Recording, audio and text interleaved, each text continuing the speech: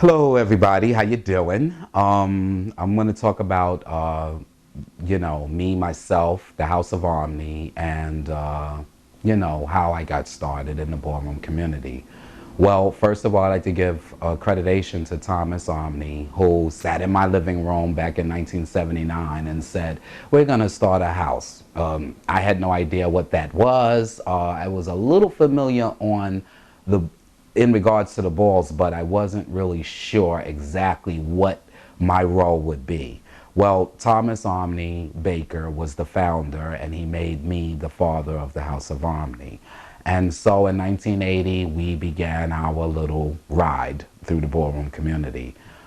Basically, the members were formulated by, friendships. We had certain friends that we hung out in clubs with, or friends that we basically just met through the village or what have you, and just formulated a house by attracting people of sort of the same interests. Most of those interests were, at that time, I was working in Wall Street for about maybe 7 years at that time. So basically, a lot of people and members of the houses came from working, the job area, the Wall Street district. We basically were, formulating members that were into education, because I also was into my college and what have you. And I started walking balls at a very young age. One thing that I did that I liked about the balls were they just were very exciting, and each one was different. Back in those days, meaning the early 80s, it was like sort of like Madison Square Garden. It was exciting when you watched people like Avis and Dorian and Pepper and Duchess and Paris Dupree come out, and Chipper Corey, and carry on for grand prize. You always waited for that grand prize category, because no matter if you slept through the balls, and the reason why I say that is because we used to get up at 4 a.m. in the morning just to travel from Brooklyn up to Harlem to go to the balls. There was also a time where you would just leave a club like Better Days or maybe the Garage at a certain point in the morning in time, and then you take a cab uptown and you would go to the balls and get there about 5 a.m. So around maybe 1 o'clock afternoon, in the afternoon, grand prize was coming on, and basically you woke up because you were sleeping from partying all night. For those of us who were lucky to have gotten some sleep, maybe you were up, but if not, you kind of dragged through most of the categories. But they were all exciting and very interesting, and most of the ballroom children were very articulate and very they had a lot of talent. You had people that could sew, amazing seamstress like Avis Pendarvis and Dorian, who would sit up there and just can make something out of nothing. They could make curtains into gowns. And the amazing part about it was the way they would peel and come out their clothes. And just amazing. I mean, they used to say, oh, they bought everything but the kitchen sink, but they bought the kitchen sink too. And one thing I remember about my first ball that I gave in 1983 on 86th Street, which was East 86th Street, it was like when Pepper and Avis and them pulled up to the ballroom, they pulled up with U-Haul trucks, which carried most of their costumes. And that was for grand prize. The House of Omni, we always shared like special interests, not just education, but the working. And also personalities. That was very important. And I remember as early as the females that I had to deal with, we weren't a femme queen house at the beginning, because femme queens always required much more. They wanted you to go to the doctors with them. They wanted to talk about hormone shots. These are things that never really interest me. So basically, I never had a real close relationship with the femme queens until later on, when I started to get more involved with actually accepting my own being gay, and that took a long time. But going to the balls kind of gave me an outlet. Basically, my categories in particular were executive, and that was an easy category for me because, you know, I worked on Wall Street and every day I had to wear a different suit. So when I walked in the category of high fashion executive, I had all the right things, from the briefcase to the stocks to the bonds to the credit cards to the accreditation to even the phone page from my job listing me in the communications department.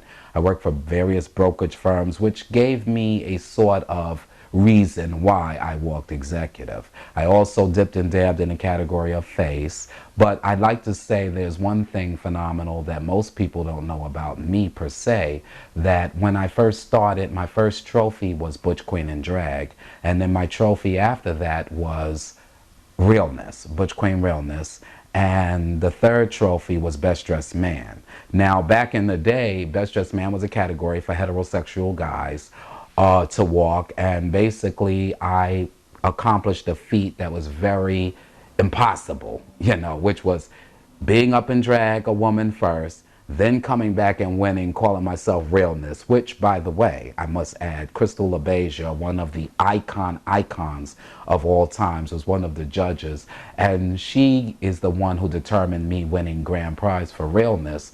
And somebody informed her afterwards that I had just won Up in Drags, and she told me that, oh, if I would have known that you were just Up in Drags, you would have never won Realness. But that goes to show that I was good at what I did. And then for me to go from a woman to being a Realness and then coming back and telling you I'm a man, I did it the opposite way. Normally would have been walk Best Dressed Man, then walk Realness after they discovered you were gay, and then Up in Drags. But I did it the reverse. And it hasn't been repeated ever since. I met a lot of interesting people, you know, in my time, and the House of Omni, you know, began to expand. As of 1988, we started to go to Philadelphia a lot, me and some of the members like Derek and Brian and Muhammad. And we would go there and, you know, we'd get all this special attention, thank goodness, for Joey Venuti, who was like an entrepreneur in Philadelphia at that time and had all the money, lived in the penthouse and what have you. And he took a liking to me and the House of Omni. And basically, he came to a ball of mine in 1990, and that's when we started the Philadelphia chapter of Ultra Omni. And then after that, I remember after the Philadelphia chapter got started, by the time 1994 came into effect, we went to Chicago. And there in Chicago, I won my first trophy for face, for my first time being in Chicago, which was an honor to me because there was no judges that knew me. And so it was an honest win. And there's been a lot of times that I can remember in ballroom history, from the times of putting out the energy and getting myself established by winning trophies before I even had members, you know, so that I could kind of like give advice and, you know, be there for them to let them know this is how you do it, this is what is expected. And meaning with the various competitions. And basically I was diversified because I went from executive, the Best Dressed Man, to Realness, the high fashion evening where I've won that. I remember the first awards ball given by Harold Chanel, and I remember receiving honors for that. Let me interrupt you there, Kevin. So with Philadelphia. Start how the first, start out how you found. All right. I want to talk about the House of Omni. Was founded in 1979 by Thomas Dimples Baker, and he gave me the position of fatherhood. From there, we, you know, built until, I would say from 1980, when we started walking balls, up until 1990 is when we first attracted members outside of New York City, which was Philadelphia. And they were the Philadelphia chapter. And from there, in 1994, I went to Chicago and I met a few people after, you know, attending some of their affairs, and they were interested in becoming members. So in Chicago of 1994, we built Chicago chapter. Then we went to Chicago, also included Milwaukee. It was basically simultaneously. because you had the father of the House of Chicago, Kenny, and then you had Wayne, who was the father of Milwaukee, and then there was a well-known DJ who was living in St. Louis at the time named Kevin Brock, who at the same time, 1994, became Omni, father of that chapter. So in 1994, we had Chicago, St. Louis, and we had Milwaukee, Wisconsin. And through that, Kenny decided to adopt a chapter of Gary, Indiana, which also Muhammad Omni, who is a New York Omni, included by 1994 the Atlanta chapter, which was ran by Brent Turner, and God rest his soul. And as late as 1999, we had the Los Angeles chapter. Basically, in each city, there's a father. You have Taz Ultra Omni, who has now been nominated to the title of National Father. He is basically the overseer of most of the cities. But the chapters began by people who actually shared an interest, the same interest that the New York Omnis shared, which was basically our personalities, desire for education, our desire for just working and making it an organization, not only just in house, but outside of the ballroom community as an organization. And with that in mind, a national father basically is selected. Well, I selected Taz because, after 22 years of me being the founder, I'm kind of exhausted by certain things, and he has the energy to continue the legacy of Omni. And simultaneously, as we were building, other houses were building as well. They all have their each unique individual stories. Like you have the House of Infinity in Florida. You have, some Ebony's in Detroit as well as Ebony's in Philadelphia, and basically it just spread out across the nation. But I do accredit all the chapters coming from the headquarters, which is us, quote unquote, New York City. And the National Father basically was selected by me, which is Taz again. Okay, you're starting to repeat. Okay.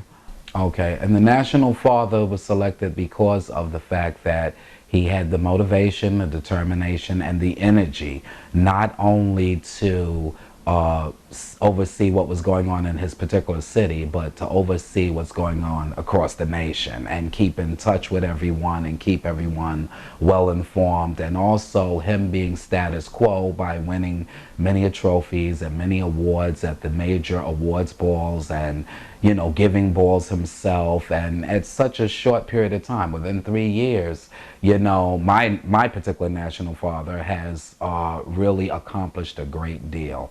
And this is why he's worthy of being a National Father, just as you have many others and whatever. Okay, you just bumble on and all right, try to make it like a paragraph and then stop. Okay. Let's just see how you do that. Okay.